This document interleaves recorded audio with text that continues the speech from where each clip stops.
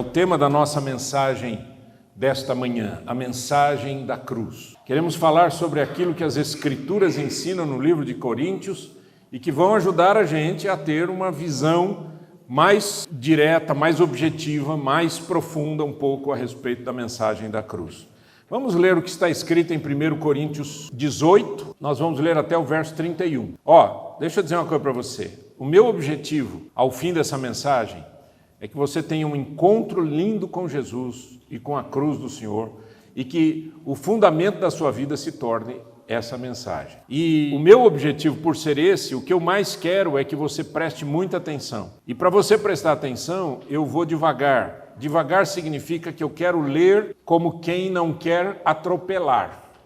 A gente não pode atropelar. A leitura da Bíblia não pode ser atropelada. Vamos ler. Pois a mensagem da cruz é loucura para os que estão perecendo, mas para nós que estamos sendo salvos é o poder de Deus. Pois está escrito: destruirei a sabedoria dos sábios e rejeitarei a inteligência dos inteligentes. Onde está o sábio? Onde está o erudito? Onde está o questionador desta era? Acaso não tornou Deus louca a sabedoria deste mundo? Visto que na sabedoria de Deus o mundo não o conheceu, por meio da sabedoria humana, agradou a Deus salvar aqueles que creem por meio da loucura da pregação. Os judeus pedem sinais milagrosos e os gregos procuram sabedoria. Nós, porém, pregamos Cristo crucificado, o qual, de fato, é escândalo para os judeus e loucura para os gentios. Mas para os que foram chamados, tanto judeus como gregos, Cristo é o poder de Deus e a sabedoria de Deus. Porque a loucura de Deus é mais sábia do que a sabedoria humana. E a fraqueza de Deus é mais forte que a força do homem. Irmãos, pensem no que vocês eram quando foram chamados. Poucos eram sábios, segundo os padrões humanos. Poucos eram poderosos. Poucos eram de nobre nascimento. Mas Deus escolheu o que para o mundo é loucura, para envergonhar os sábios, e escolheu o que para o mundo é fraqueza, para envergonhar o que é forte. Ele escolheu o que para o mundo é insignificante, desprezado, e que nada é, para reduzir a nada o que é, a fim de que ninguém se vanglorie diante dele. É, porém, por iniciativa dele que vocês estão em Cristo Jesus, o qual se tornou sabedoria de Deus para nós, isto é, justiça, santidade e redenção, para que, como está escrito, quem se gloriar, glorie-se no Senhor. Amém. Eterno Deus, esta é a Tua palavra. E baseado nela, nós queremos olhar, ó Deus, aquilo que o Senhor tem para nós nessa manhã. O Senhor conhece cada vida aqui, cada um. E o Teu Espírito Santo pode aplicar o que a gente nem imaginou ao coração daquele que está buscando o Senhor. Aquele que está precisando. Ó Deus, em nome de Jesus, nós nos submetemos a Ti. Nós nos submetemos a Ti. Nos submetemos à Tua vontade e à Tua santidade. Em nome de Jesus. Amém. O texto bíblico diz que judeus e gregos não entendem a mensagem da cruz. Quando Paulo chama judeus e gregos, na verdade os gregos ali é como se eles estivessem representando toda a humanidade não judaica ou não judia, gregos e gentios, os judeus e gentios. Então os gregos eram representantes, não é? Então judeus mais os gregos significa todos os povos. Os judeus pedem sinais milagrosos, os gregos procuram sabedoria. Mas não é isso mesmo que acontece na humanidade hoje? O que as pessoas estão buscando? Quando uma pessoa vai a um lugar de culto, como é esse lugar de culto, quando uma pessoa vai a algum lugar buscando, né, oração ou coisa parecida, elas estão esperando o quê? Ou elas estão esperando um milagre para alguma coisa que aconteça na sua vida, ou alguma coisa que lhe faça sentido, relativo à sua ciência, à ciência que a pessoa adquiriu ao longo da vida, ou coisa parecida. Quer dizer, de alguma maneira, os gregos e os judeus estão representando toda a humanidade. A cruz era uma forma de execução muito mais para torturar do que para matar. Que para matar é fácil, era só pegar uma espada e cortar a pessoa, não é? Ou tirar a cabeça da pessoa, ou fazer alguma coisa assim. Mas a crucificação era um processo lento de morte, era lento. E ele tinha por objetivo envergonhar a pessoa que havia morrido. ou que estava ali morrendo. De tal maneira que eles crucificavam a pessoa nua. Não sei se você sabe disso. Aquilo que a gente vê nas pinturas antigas, né? Às vezes até a crucificação de Jesus, você vê um tecido assim, né, para esconder um pouquinho, aquilo não existia. Era para envergonhar, para deixar, era para transformar a pessoa na pior pessoa do mundo. E era uma forma de tortura muito triste, muito angustiante. Por quê? Porque eles pregavam a pessoa num madeiro horizontal, eles pregavam a pessoa naquilo e a pessoa ia morrendo por asfixia. Porque enquanto ela segurava o pé, porque pregava o pé também, ou punha um lugarzinho que ela punha na parte vertical, ela conseguia sustentar um pouco o corpo. E enquanto ela sustentava o corpo, ela conseguia respirar.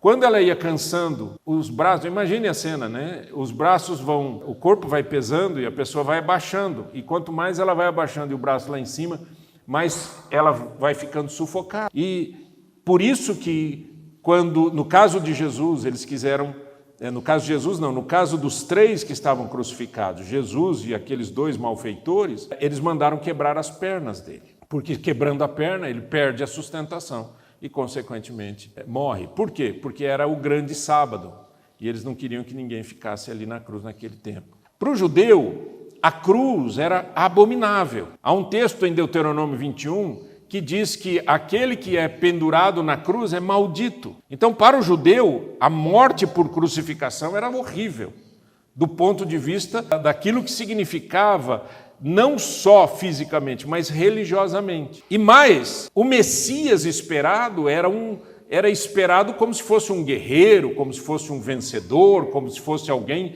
que fosse resolver os problemas políticos e militares daquela região, e não uma pessoa que fosse morrer numa cruz, e principalmente morrer como uma pessoa amaldiçoada. E os gregos? Para os gregos também era algo absolutamente vergonhoso e pleno de derrota, mas a rejeição deles na cruz não era religiosa, era uma rejeição que extrapolava aquilo que eles acreditavam que fosse sabedoria. Eles diziam, isso não é sábio fazer. Lembra que o grego é ligado a essa questão de sabedoria, essa questão de conhecimento. Eles participaram historicamente de uma série de coisas importantes na história, né? A filosofia grega valorizava a sabedoria, a honra, a conquista, e a cruz era o oposto de tudo isso. Faz sentido, gente? Vamos falar sobre a pregação da cruz, então, baseado nesse texto. Vamos ver alguns tópicos importantes e vamos ver o que isso significa para a nossa vida. Em primeiro lugar, você precisa se lembrar, se você se lembra, se você já leu, ou se você estava aqui domingo passado e no outro domingo também, a igreja de Corinto tinha um problema de divisão, de briguinha entre eles. Um dizia, eu sou de Paulo, outro dizia, eu sou de Apolo, outro dizia, eu sou de Cristo, eu sou de Pedro. Cada um era um grupo diferente.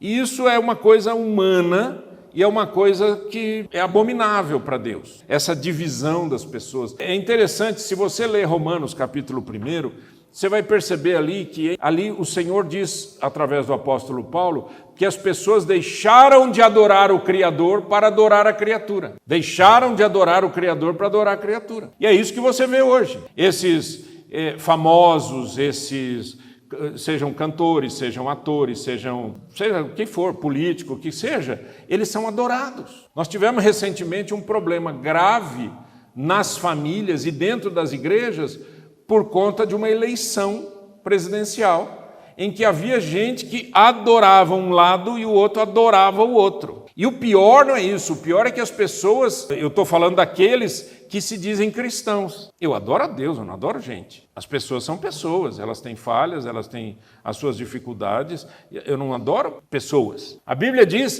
que uma das imagens, né, que representam essa rebeldia do ser humano é exatamente deixar de adorar a Deus para adorar a criatura. E quando se adora a criatura, se obtém uma série de consequências ruins. E aqui havia divisão. Então Paulo pergunta, 1 Coríntios 1,13, acaso Cristo está dividido? Foi Paulo crucificado em favor de vocês? Foram vocês batizados em nome de Paulo? Pois Cristo não me enviou para batizar, mas para pregar o evangelho.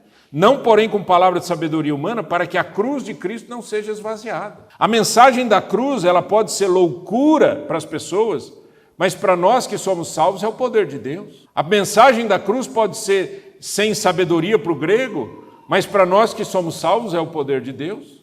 A mensagem da cruz pode ser um absurdo, uma loucura para o judeu, mas para nós que somos salvos é o poder de Deus. E essa é a pregação da igreja. Pregação de igreja não é pregação na igreja e pregação pela igreja, não é a pregação de conceitos humanos, mas é a pregação da palavra da cruz.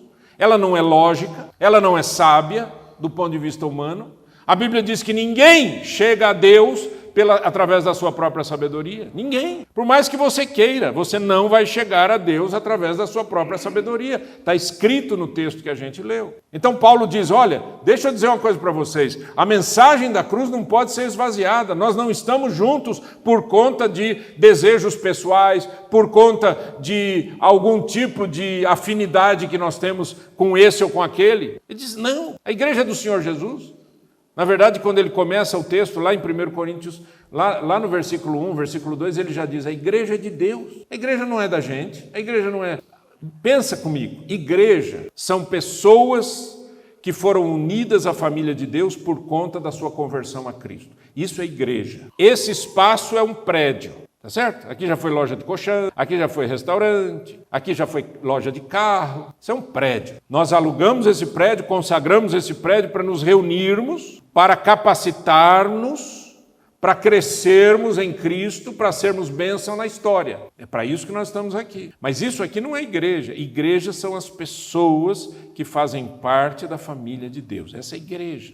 E ele diz, a igreja é de Deus. Você pode ter as suas diferenças, você pode ver uma coisa de um jeito, você pode até acreditar de outro, mas a igreja é de Deus, é pertencimento. E pertencer à igreja é uma sensação muito importante, a sensação de pertencimento. Você pertencer a um povo que ama o Senhor, a um povo que foi chamado à vida. Isso é privilégio. Segundo, a cruz revela a sabedoria e o poder de Deus. Onde está o sábio, verso 20? Onde está o erudito? Onde está o questionador desta era? Acaso não tornou Deus louca a sabedoria deste mundo? Visto que na sabedoria de Deus o mundo não o conheceu. Presta atenção nessa frase. O mundo não o conheceu por meio da sabedoria humana. Eu já contei isso em vários lugares. Aconteceu um fato muito interessante. Eu era pastor em São Paulo e uma moça, uma senhora, uma jovem senhora, ia com os filhos à igreja, ao culto, e o marido não ia. E pior, o marido era absolutamente contra tudo, contra a igreja, contra tudo. E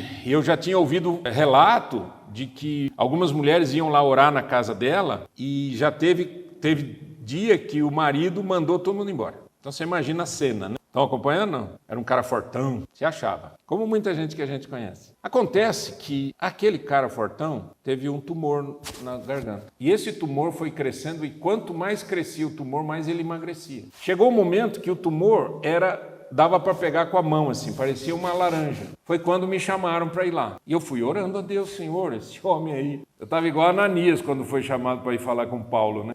Falei, meu Deus, como é que vai ser essa conversa? Aí eu sentei com ele, me apresentei, etc. Ele estava calminho. Com tumor no pescoço, você não fica bravo. Você não vira machão. Você não fica chefão. E eu comecei a falar do amor de Cristo e fui falando, e fui citando um texto da Bíblia, outro texto, e um texto, e outro texto, e fui falando, e fui comentando, e fui falando, fui tentando levá-lo a conhecer a Cristo. Aí chegou um determinado momento que eu olhei para ele e falei assim, Genésio, esse é o momento que a gente vai orar. Você quer entregar a sua vida a Cristo? Ele falou assim para mim, não, eu acho que não é correto. Eu fiquei a minha vida inteira rejeitando a Deus e agora, porque eu estou doente, eu pedi ajuda para Deus. Sabedoria humana, tá vendo? Sabedoria humana. Aí eu disse assim, Senhor, o que eu faço? Em espírito, obviamente, quietinho, né? Falei, Senhor, o que eu faço? Vou embora, levanto. Aquela coisa assim de 2, 3 segundos. E eu disse assim, tá bom, a decisão é sua, Genésio? Não tem... Eu só queria te dizer uma coisa antes de eu ir embora. Ele disse o quê? Eu disse, eu quero que você saiba que Jesus Cristo mudou a minha vida. Ele olhou para mim e falou assim, Jesus mudou a sua vida? Ele mudou. Eu falei, então eu quero orar. Eu falei, eu não entendo mais nada. Tudo que eu sabia de evangelização, da Bíblia, etc., eu expliquei. A hora que eu falei para ele, Jesus mudou a minha vida, ele falou, eu quero orar. Eu falei, já não entendo mais nada. Sabe por que eu não entendo mais nada? Porque não é por aquilo que a gente diz nem ouve, por aquilo que a gente acredita e nem aquilo que a gente define, mas é pelo Espírito de Deus. O médico tinha dado 3 meses de vida para ele. Ele viveu até uns 2, 3 anos atrás. E eu estou falando disso, é década de 80. Louvado seja o nome do Senhor. Ele foi operado, se converteu, se entregou a Cristo, foi para a igreja. Aleluia. Mas quando ele foi para a igreja, logo que ele foi operado, aconteceu um fato interessante. É isso que eu falo de como que nós somos maus, né? A igreja onde eu era pastor, o lugar, o culto, o prédio, não tinha cadeiras assim separadas, eram bancos. E ele foi operado e deixaram ele com um dreno. Não uma cirurgia grande. Ele perdeu a voz, inclusive. Não perdeu a voz totalmente. Ele ficou com a voz completamente diferente do que era. E ele tinha um dreno aqui no pescoço. E ele sentou ali e eu fiquei olhando. Eu estava aqui, né? Dá para ver tudo, né? E eu olhando assim e tal, o culto começou, louvor, e a igreja foi lotando de gente, graças a Deus. Igreja pequenininha, mas foi ficando cheia de gente. Com uma característica, o banco dele estava vazio, só tinha ele sentado, e ninguém sentava do lado dele. O povo ruim, por isso que precisa de Jesus. Aí eu fui cumprimentá-lo no fim do culto. Genésio, eu estou tão feliz de você estar aqui. Ele disse, eu também, mas você viu o que aconteceu, né? Eu falei, o que aconteceu? Ele falou, ninguém sentou do meu lado. Eu dei uma desconversada, gente, com aquela vergonha. Falei, acontece, mas não deixa isso te abalar não e vamos continuar. As pessoas não sentaram perto dele, por quê? Será que tinha medo de pegar o tumor? O médico arrancou o tumor, deixou só um negocinho ali. Será que as pessoas tinham medo de pegar? Sim, eu acho que sim. Ou será que eles tinham medo dele? O homem estava um caco. Ele não botava medo mais em ninguém. Entende o que eu quero dizer? Olha o texto. Visto que na sabedoria de Deus o mundo não o conheceu por meio da sabedoria humana. O que Deus então fez? Agradou a Deus salvar aqueles que creem por meio da loucura da pregação. Da loucura da pregação. Para muita gente, você estar aqui hoje de manhã ouvindo essa mensagem, sentadinho aí, eu pregando aqui, é uma doideira. O que esse povo tem na cabeça? Curitiba não tem sol, hoje tem. Podia estar no parque, podia estar passeando, podia estar indo para alguma cidade aqui perto. Esse povo vem para a igreja e senta e fica ouvindo o homem falar. E canta, fecha o olho para cantar. Não é louco isso? Fecha o olho para cantar, chacoalha o corpo, chacoalha os braços. É doido isso, não é? É doido para o mundo, mas para nós tem um significado puro, bonito, incrível, por causa da pregação da cruz, da mensagem da cruz. Continuando aqui, verso 22. Os judeus pedem sinais milagrosos, os gregos procuram sabedoria, nós, porém, pregamos Cristo crucificado. Ele não diz assim, nós não estamos pregando Cristo bonzinho, amiguinho, um filósofo bacana, um homem que fez o bem. Tudo isso é verdade. Mas a pregação da salvação é a pregação da cruz. É anunciar o que Cristo fez na cruz. A salvação não é pelas minhas forças, mas é pela força de Cristo na cruz. Não pelas minhas obras, mas pelas obras de Cristo na cruz. Essa é a mensagem da igreja. E essa mensagem, ou ela é amada ou ela é odiada. Nós, porém, pregamos Cristo crucificado, o qual de fato é escândalo para os judeus, loucura para os gentios, mas para os que foram chamados, tanto judeus como gregos, Cristo é o poder de Deus e a sabedoria de Deus. Aleluia, aleluia. Deixa eu dizer uma coisa para você. As pessoas não se convertem porque você fala das coisas boas que Deus faz. As pessoas não se convertem quando você fala da ética cristã. Tudo isso é importante, mas não é essa pregação que muda o coração, sabia? Outro dia eu estava conversando com uma pessoa e ela disse assim, então, mas eu vejo nas outras religiões os mesmos valores que eu vejo na igreja cristã. Por causa que eu perguntei, que Bíblia que você está lendo? De onde você veio? Você morava onde? Em Marte? Não tem. A única fé que anuncia que Deus amou o mundo de tal maneira que deu o seu único filho para que todo aquele que nele crê não pereça, mas tenha vida eterna, é o cristianismo. Não existe salvação em nenhum outro, diz Paulo. O único mediador entre Deus e os homens é Jesus Cristo, homem. Ele veio ao mundo, ele se encarnou, ele morreu por nós. Essa pregação, ela não é aceita na lógica humana. Bendito seja o nome do Senhor, mas ela é absolutamente aceita pelo coração daqueles que foram, olha aqui, que palavra é essa aqui? Leia, aqui, chamados. Posso te falar uma coisa? Se você está entendendo essa pregação que eu estou fazendo, se o seu coração se aquece nessa mensagem, você foi chamado por Deus. Não tem glória nenhuma dentro de você. A Bíblia diz, para que ninguém se glorie. Você não deve dizer, nossa, eu sou incrível. Você não é, eu não sou. Nós somos maus. Mas a graça de Deus nos chamou para uma vida nova. E esse chamado é irresistível. Aleluia. Esse chamado, por isso que eu creio, às vezes, quando alguém diz assim para mim, meu filho se desviou. Eu digo, calma, Deus é Deus. Essas pessoas foram chamadas por Deus, porque creram um dia, porque se entregaram um dia, porque andaram com Cristo um dia. Elas voltarão, bendito é o nome do Senhor. Eu creio nisso. Você crê? Mas não é porque a pessoa é inteligente ou porque eu vou fazer a melhor mensagem do mundo. É porque o Espírito Santo que chamou é o Espírito Santo que chama de novo. O que a gente tem que orar é para as pessoas não apostatarem da fé. Aí é complicado, né? Apostasia é outra conversa, tá certo? Apostasia é quando a pessoa diz, eu sei que Cristo morreu por mim, eu sei que Deus me ama, mas eu decido abandonar essa fé completamente. Isso é absurdamente terrível e segundo Hebreus capítulo 6, não tem jeito de voltar. Fora isso, você conhece alguém que já se desviou da fé, mas não se desviou da fé.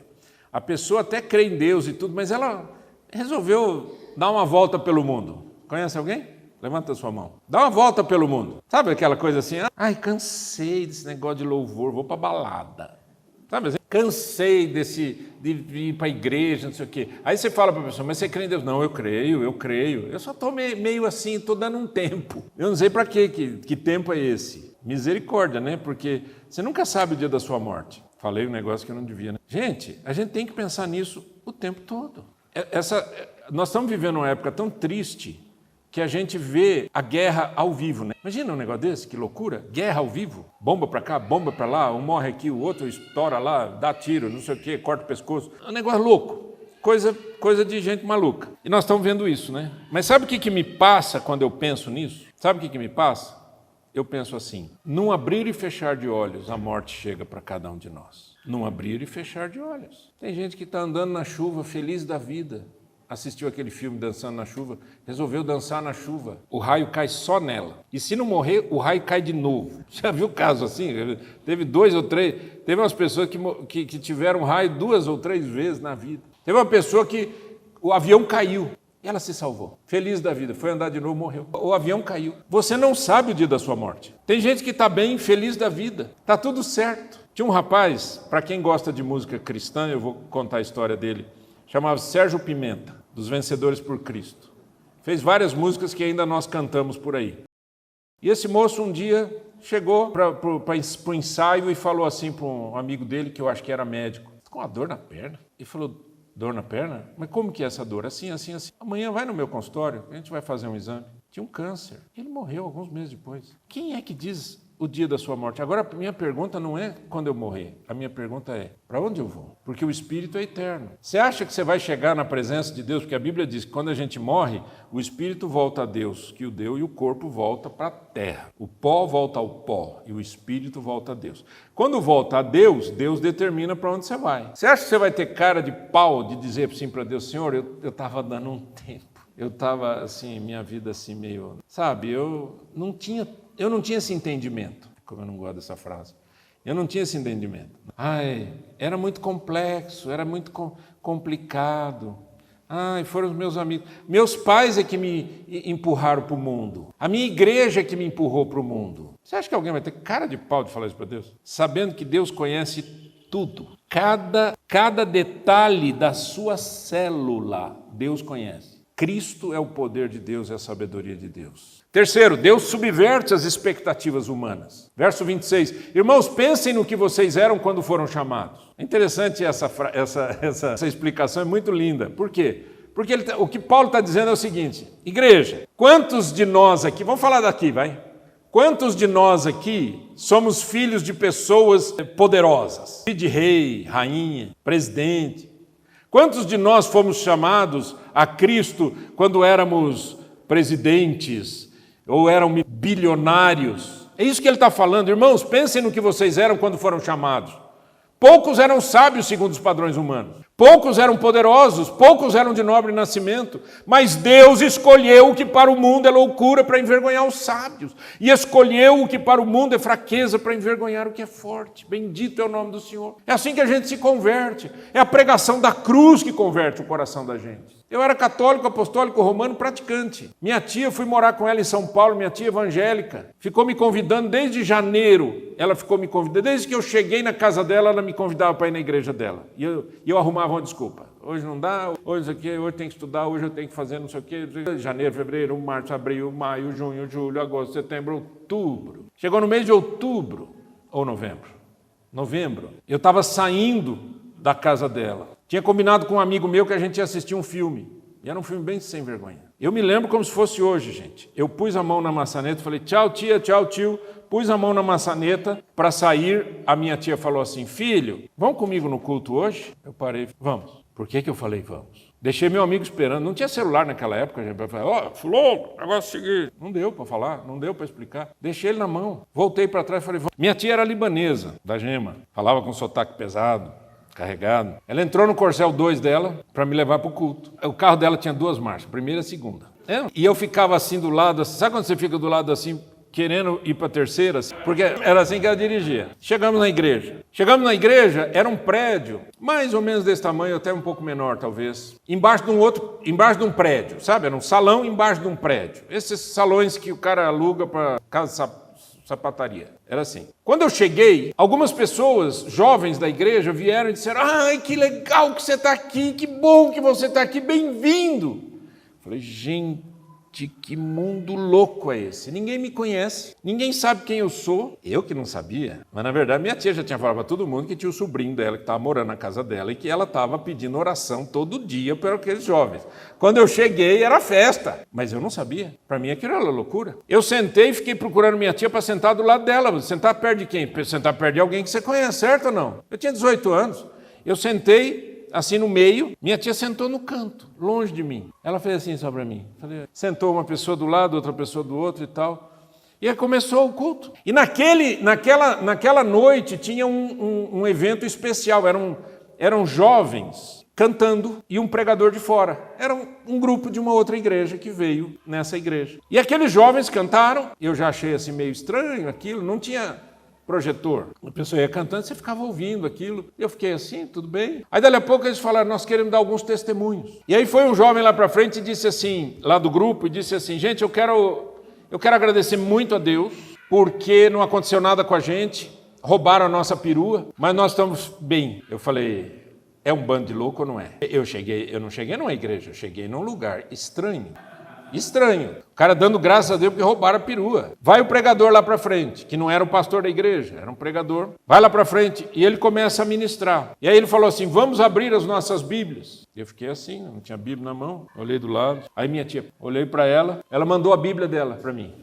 A Bíblia veio de mão em mão, chegou na minha mão. Que legal que ela fez isso. Eu só não sabia como ler a Bíblia e abrir em que livro. E o pastor disse, vamos abrir em Gênesis, capítulo 5. Olhei para um cara do meu lado, que estava sem Bíblia. Falei, quer abrir? Fica à vontade. Passei a Bíblia para a pessoa ler, a pessoa abriu e eu fiquei acompanhando. Para você que não está acostumado assim com textos bíblicos, né, quando a gente fala um capítulo, Gênesis capítulo 5 é aquele capítulo que diz assim, e Adão viveu tantos anos, teve fulano, viveu tantos anos e morreu. E fulano viveu tantos anos, teve fulano, viveu mais tantos anos e morreu. E Cicrano viveu tantos anos e teve um filho e tal.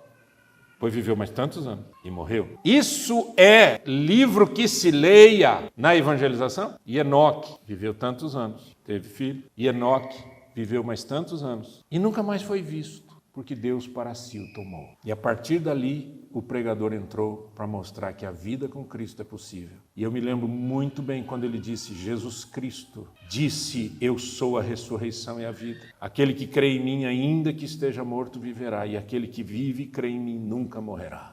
Crês tu isto? E o pregador disse, e quem de vocês quer entregar a sua vida a Cristo? Eu levantei a mão, fiquei olhando para ele assim. Aí eu olhei do lado e pensei, ô povo incrédulo. Eu quero, porque esse povo não quer. Como é que é esse negócio, gente? Esse Jesus é claro que eu quero. Percebeu a quantidade de doideira que existiu para o dia da minha conversão? E eu estou aqui hoje, gente. Isso aconteceu em novembro de 1976. Em 2026 vai fazer 50 aninhos que essa maluquice aconteceu. E voltei para casa da minha tia na primeira e segunda. Aí a minha tia pegou a Bíblia dela e disse assim: Tó, filho, leia. Porque quando eu vim à frente, um cara me abraçou, um cara grandão me abraçou. Quem era esse cara? Um cara que conhecia o meu primo. Que primo? O primo que foi me buscar na cidade de Marília para eu morar com a mãe dele, para eu estudar em São Paulo. Um primo que não era convertido, só foi se converter depois que eu já era pastor. Percebeu como Deus faz as coisas? Como é que você se converteu? Foi pela sabedoria humana? Foi porque você era de nobre nascimento?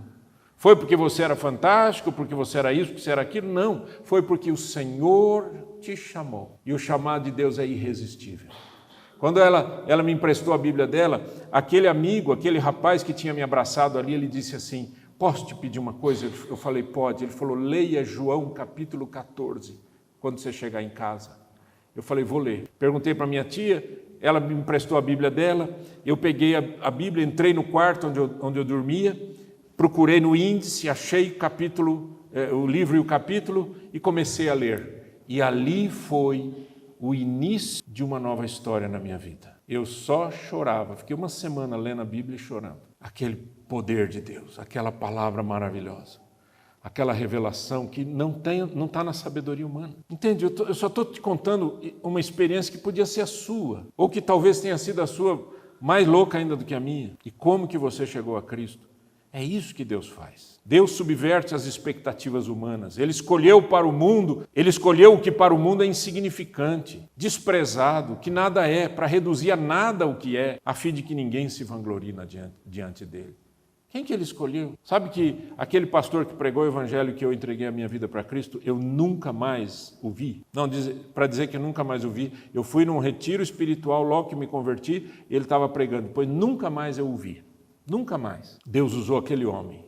Saiu de um bairro lá de São Paulo, foi onde estava aquela igrejinha, embaixo de um prédio, para me salvar. Deus subverte as expectativas humanas. Deus valoriza humildade, serviço, sacrifício. A escolha de Deus pelos insignificantes e desprezados revela um Deus que está perto dos quebrantados e marginalizados e que está trabalhando de maneira que muitas vezes contradizem as expectativas humanas. Mas o texto continua e diz o seguinte: soberania, graça, justiça, santidade e redenção. Veja lá. É, porém, por iniciativa dele que vocês estão em Cristo Jesus, o qual se tornou sabedoria de Deus para nós, isto é, justiça, santidade e redenção, para que, como está escrito, quem se gloriar, glorie-se no Senhor. Primeiro lugar, soberania. Foi por iniciativa de Deus. Chamado é iniciativa de Deus. Foi Deus quem disse: eu quero você, eu estou te chamando. Talvez alguns que estejam aqui estavam assim meio esfriados na fé, e Deus falou: venha, estou te chamando, eu tenho algo para você, eu quero falar com você. Sabe, gente, tem muita gente que já perdeu esse ardor espiritual há muito tempo. Mas nunca esqueça uma coisa: é iniciativa de Deus estarmos aqui. Segundo, é graça. Ele diz: é iniciativa dele que vocês estão em Cristo. Vocês não estão em Cristo por conta da sabedoria de vocês, vocês não estão em Cristo por conta do maravilhoso que você é, você está em Cristo porque o Senhor te deu de presente. E a Bíblia diz que ele é justiça, nossa justiça. O que é justiça? Justiça é a vontade de Deus revelada. É, porém, por iniciativa dele que vocês estão em Cristo Jesus, o qual se tornou sabedoria de Deus para nós, isto é, justiça. Justiça é o ato de Deus de nos ver como justos, mesmo a gente não sendo. Romanos 5:1, justificados, pois, mediante a fé temos paz com Deus, por meio de nosso Senhor Jesus Cristo. Justificados temos paz. Justificado significa que Deus me vê como justo, por causa do Filho dele. Quando Deus olha para mim, ele não me vê, ele vê o Filho dele, que morreu na cruz. O sangue de Jesus Cristo nos purifica de todo pecado. Santidade. Cristo é santidade, é a santidade de Deus para nós. É o viver separado. Jesus viveu separado. Você pode ver que na Bíblia tem vários casos de pessoas que se consagraram a Deus, e a consagração nada mais é do que uma separação. Precisa separar daqui para viver para Deus, precisa largar isso para viver para Deus. Redenção. Redenção é o ato de Deus de nos resgatar, de nos tirar das trevas para a sua maravilhosa luz, de perdoar os nossos pecados. Hoje nós vamos participar da ceia do Senhor. A ceia do Senhor não revela para nós um ritual. A ceia do Senhor revela para nós exatamente a redenção que há em Cristo Jesus. Quando você participa da ceia, você está fazendo a declaração de que você crê em Jesus e que você crê que o sangue de Jesus Cristo nos purifica de todo pecado. E se você não crê nisso, você não deve participar da ceia. E se você está vivendo errado, a Bíblia diz, examine-se o homem a si mesmo e então coma do pão. Ou seja, examine-se, arrependa-se, abandone e coma do pão e beba do cálice, porque isso é bênção para a sua vida. Não vai fazer uma análise e dizer, eu estou em pecado, não posso tomar a ceia. Larga o pecado, larga essa encrenca, essa sujeira da vida. Por que a gente gosta de sujeira? A Bíblia diz que aquele que já foi limpo, aquele que já foi santificado, quando ele peca de novo, é igual o cão que volta ao seu próprio vômito. É igual a porca que volta para a lama. Por que você vai viver assim?